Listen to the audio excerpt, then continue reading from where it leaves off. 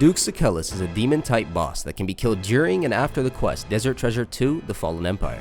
If it's your first time killing Duke, or if you're struggling to get some KC, then I hope this guide will help familiarize yourself with the boss and get you some perfect kills for that sweet extra 50% loot, and perhaps a chance at some valuable unique drops.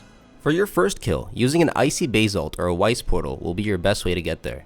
You're going to walk all the way into the Gorok prison, where you can enter the asylum and begin the boss fight. After you've killed the boss a couple of times, you will unlock a quicker teleport method with the Frozen Tablet drop, which can be added to your Ring of Shadows, providing you with a teleport straight into Gorok prison and speeding up your trips. Alright, let's talk gear. In order to kill Duke, it's recommended to use your best in slot melee gear with a slash weapon. Duke is weakest to slash since that is his lowest defense stat. This is the gear that I'll be using, but feel free to use any variation of this depending on what you have. I'll be using a zombie axe, which is a 5-tick weapon, but another common budget weapon to use here will be an arc light. Since Duke is a demon class monster, the arc light and its special attack are very good here as well. But keep in mind that the arc light is a 4-tick weapon, meaning your rhythm will be kind of different to what I'm going to be doing here. Since I'm using a 5-tick weapon, I'm going to have to skip an attack every so often, but if you're using the arc light, you're just going to have to consistently stay in that 4-tick rhythm, which is pretty good. I would say the arc light is a good option here, but I'm just going to be using the zombie axe for this video. An important item to have will be the Serpentine Helm, which will negate all poison damage within the boss fight. I also have a Bandos Godsword in my inventory, which is quite an important item to have if you plan on grinding this boss out. Using the Godsword special attack on Duke will lower his defenses enough to make the kills go much faster. You could choose to bring a Void Waker or any spec weapon like a Dragon Claws or Crystal Halberd, but I prefer to keep it more simple. I'll be using my Light Bearer Ring in between kills to get my special attack energy up, so we can consistently hit BGS specs on Duke, giving us maximum DPS using this gear set. Alright, to start the trip out, I like to make my way over the Gorok dungeon using the Ring of Shadows teleport, but if you're doing your first couple of kills, you're going to have to be using a Icy Basalt or a Weiss Portal teleport.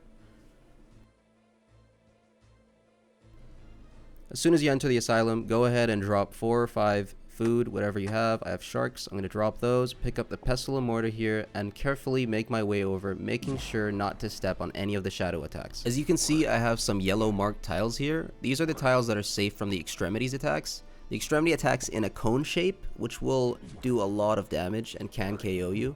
I recommend marking these tiles as I have them here, which will make it so you're safely able to cross without having to worry about taking any damage from those. Now, as you cross to the other side, you could be grinding down those mushrooms that you just picked up. I recommend just taking it easy for your first couple of kills and just getting used to these shadow attacks and the extremities. If your herb lore level is higher than 70, then you're only going to need to pick up 2 of each type of mushroom. If it's lower than that, you'll need to pick up 3, as when you grind them down, they're going to have to be a total of 12 of each type of resource. So 12 Musca, 12 Ardor Mushroom, and 12 of the Salt. And then using our resources, we're going to have to fill up these 2 fermentation vats on both sides of the boss room. You could instead stand by 1 and make your poisons there, but you're going to need a total of 2 poisons. Each poison will use 6 of each type of resource to be made, and then you're ready to wake the boss and start the fight. Once you're ready, have a sip of your Divine Super Combat Potion and use both poisons on Duke to wake him up. With Protect for melee and Piety up, hit a BGS spec and immediately run behind this pillar. Now we are going to use this pillar to avoid Duke's icicle attacks. As you see the icicles on the ground, as soon as I see a white explosion, I click on Duke for an attack, then immediately back behind that pillar.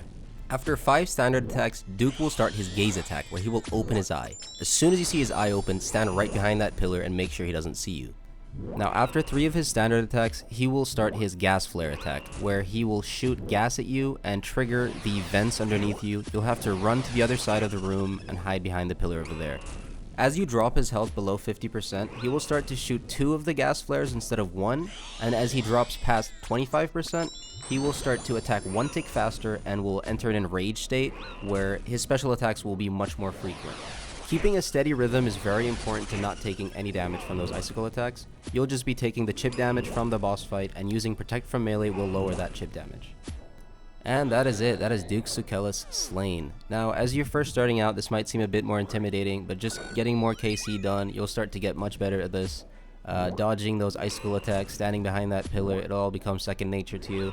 And then as you get more KC, you'll get more comfortable with doing things like weaving in an attack right before his gaze special attack, and attacking as you run to the other side during his gas flare attack. The biggest thing to watch out for is the gaze special attack.